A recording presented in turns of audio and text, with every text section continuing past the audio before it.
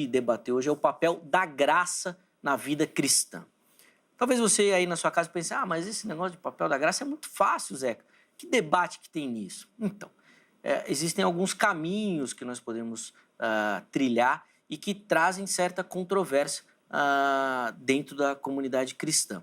Como, por exemplo, recentemente, tem ganhado muito destaque aqueles que advogam a hipergraça, que seria uma graça que cobre todas as coisas, nada precisa ser feito, está tudo resolvido, e aí você não precisa fazer mais nada. Mas será que precisa fazer? Não precisa?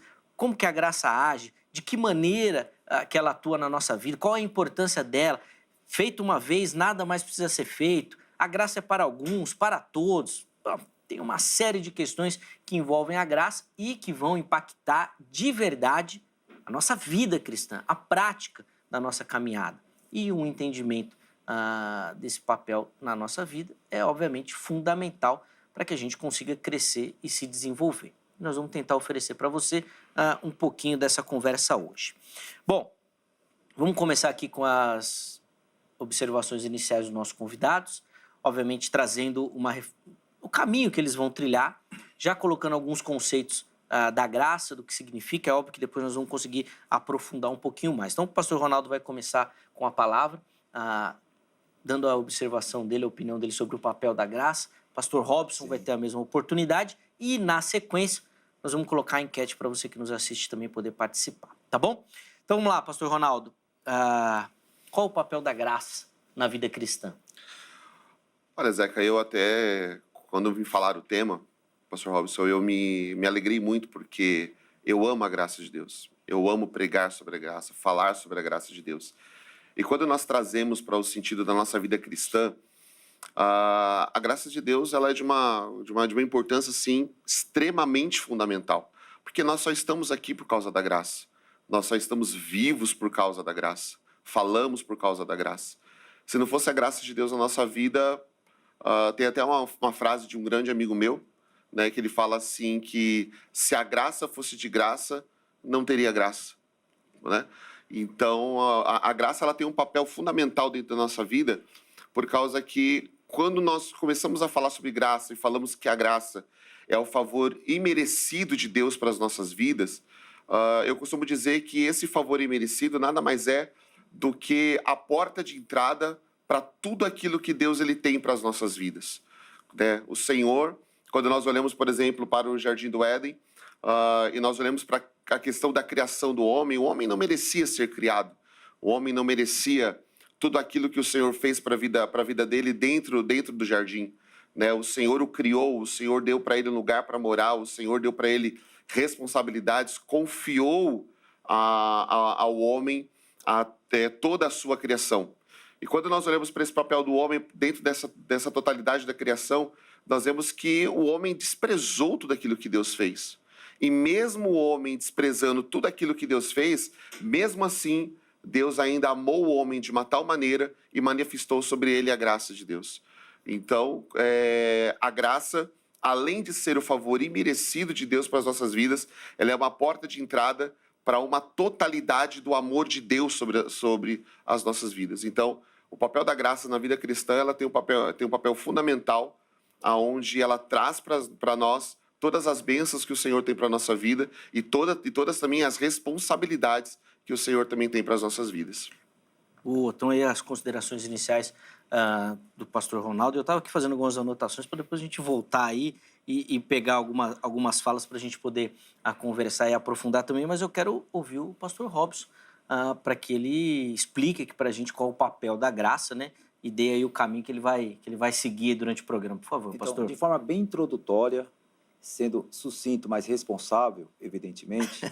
Isso não é, na teologia isso nunca é fácil, ser sucinto.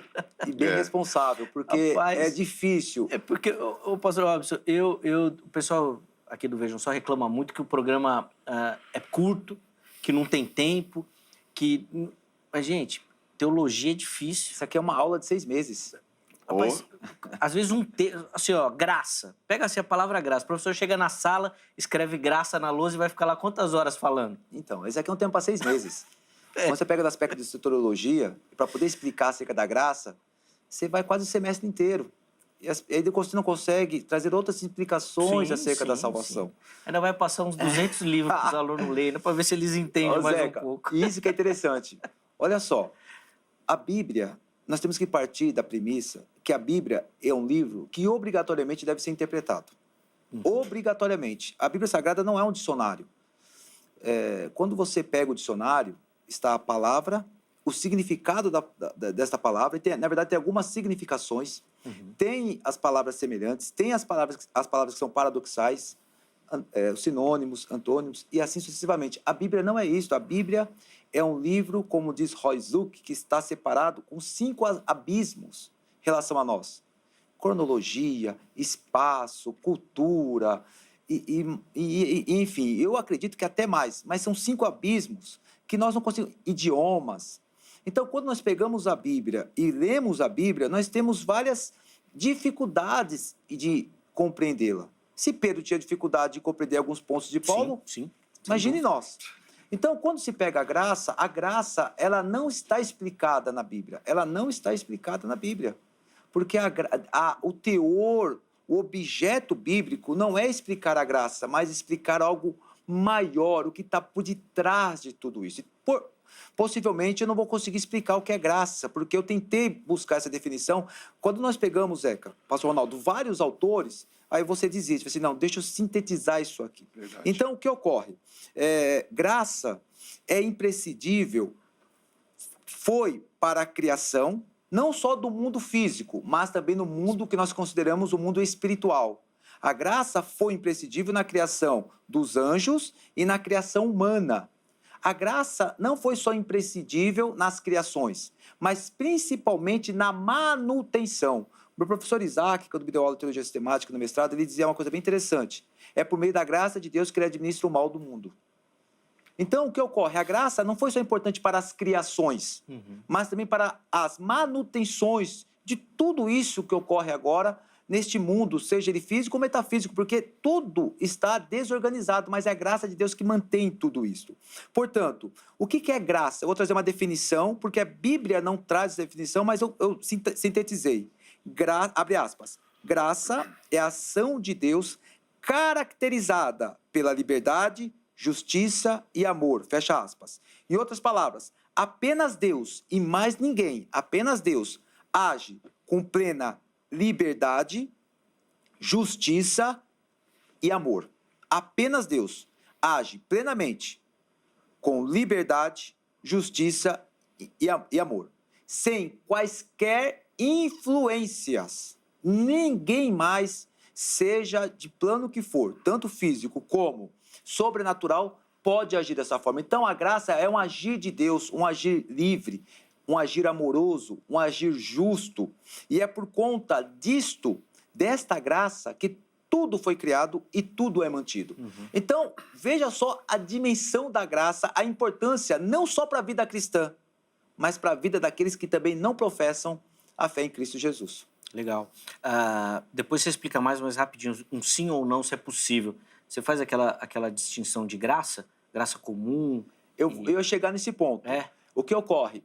Pela Bíblia não ser sistematizada, nós sistematizamos a Bíblia por conta dos nossos pressupostos, há a graça irresistível, há a graça preveniente, há a graça comum, mas eu acredito sim, Zeca, que há modalidades de graça, ou seja, o agir da graça em momentos de modos diferentes, em vidas diferentes. Boa. Depois a gente pode tentar falar um pouquinho disso também. Deixa eu colocar aí para você a nossa enquete, para você poder participar, votar e, obviamente, contribuir com a construção aqui do Vejam Só. E você encontra todas as nossas enquetes lá no Instagram, @programa Vejam Só. Vamos bombar o Instagram aí, gente. Você segue tantas páginas, tanta coisa aí. Dá aquela moral pra gente lá também, tá bom? Siga o nosso perfil e curta as nossas postagens lá para ajudar, obviamente, no alcance da programação, tá bom? Põe na tela aí a enquete que está disponível para você lá no Instagram. Qual é o maior desafio em viver pela graça na vida cristã? E depois nossos convidados vão falar sobre isso também. Qual é o maior desafio em viver pela graça? Primeira opção, aceitar que não posso merecer o favor de Deus. Segunda opção, superar a tentação de buscar a aprovação por mérito próprio. Terceira opção, estou considerando as dificuldades de viver pela graça. Ou seja, ainda não sei, estou em dúvida, estou começando a pensar sobre isso, preciso aprender um pouquinho mais. Então vai lá e vote nas opções, tá bom? Que estão propostas. Na postagem seguinte você consegue, obviamente, comentar e justificar as suas escolhas, tá bom? Então vai lá que nós estamos esperando a sua participação também. Pastor Ronaldo, eu anotei aqui uma fala do irmão e vou começar por ela, então, a nossa conversa. O irmão disse que, na verdade, citando um colega, dizendo que a graça não é de graça. Não foi isso? Sim. Quem paga esse preço, então, se ela não é de graça? Zeca, quando bem colocado pelo pastor Robson, a graça, ela tem um peso e um valor que todo mundo acaba pagando, né? A graça, se ela fosse de graça, ela não teria graça. Ou seja, quando nós olhamos para a salvação, nós vemos que Deus pagou um preço, né? Qual foi esse preço que Deus pagou? De enviar o seu único filho para que todo aquele que nele crê não pereça, mas tenha a vida eterna. Então Deus... porque até a própria Bíblia vai demonstrar que só haveria uma forma da humanidade ser resgatada novamente para Deus, que seria através do derramamento de sangue. Sem derramamento de sangue não há perdão de pecados. Então, alguém teria que entregar a sua vida. Alguém teria que renunciar, abrir mão para que a humanidade pudesse voltar novamente à presença de Deus. Quando Deus olha para a terra, a Bíblia vai dizer, pastor Robson, que Deus não achou um justo sequer. Porque Deus estava buscando uma pessoa justa que pudesse entregar a sua vida para poder resgatar novamente a humanidade. Já que Deus não acha na terra, então alguém do céu teve que vir, né? Então, a primeira pessoa dessa base que pagou o preço foi Deus, de entregar o seu filho. A segunda pessoa que paga esse preço é o próprio Jesus, que sobe na cruz do Calvário, né? E ali derrama todo o seu sangue para poder remir todos os pecados da humanidade. E quando a gente olha para essa questão de se a graça fosse de graça, não teria graça, mas alguém tem que pagar esse preço. Ora, se Deus pagou esse preço, se Jesus pagou esse preço, por que nós também não temos que pagar esse preço, né? Por que a gente ficaria livre dessa responsabilidade? Porque embora Deus tenha manifestado a nós a sua salvação através da graça, mas nós também temos a nossa responsabilidade acerca dessa salvação, de poder renunciar aos nossos desejos, renunciar às nossas vontades, resistir às tentações, acreditar na salvação, ter fé em Deus, abrir mão daquilo que nos separa de Deus. Então, quando eu falo dessa questão de todo mundo tem que pagar o seu preço, Deus pagou, Jesus pagou, e também nós também temos que pagar esse preço, né? É óbvio que quando nós olhamos para a questão do sacrifício, o sacrifício maior foi do Pai, entregando o seu único filho, pastor Robson, e foi do Filho entregando a sua vida. Então, não há nada que nós possamos fazer que vá superar esse preço que eles pagaram. Mas nós também temos a nossa responsabilidade dentro dessa questão da salvação. Nós também temos a nossa responsabilidade nessa questão também de pagar esse preço para que a gente consiga alcançar essa salvação. Honrar o sangue que foi derramado na cruz do Calvário. Pastor Robson, eu quero ouvir o irmão também sobre essa temática. Obviamente seguindo essa linha aí de quem paga esse preço, né? Falando da graça. E eu vou usar uma outra figura que o pastor Ronaldo colocou, que eu achei interessante, e na construção do pensamento dele faz muito sentido, que ele falou que a graça é uma porta, fazendo essa referência, que é o início, vamos dizer assim, né, dessa caminhada. Então, a graça abriria essa porta e aí o ser humano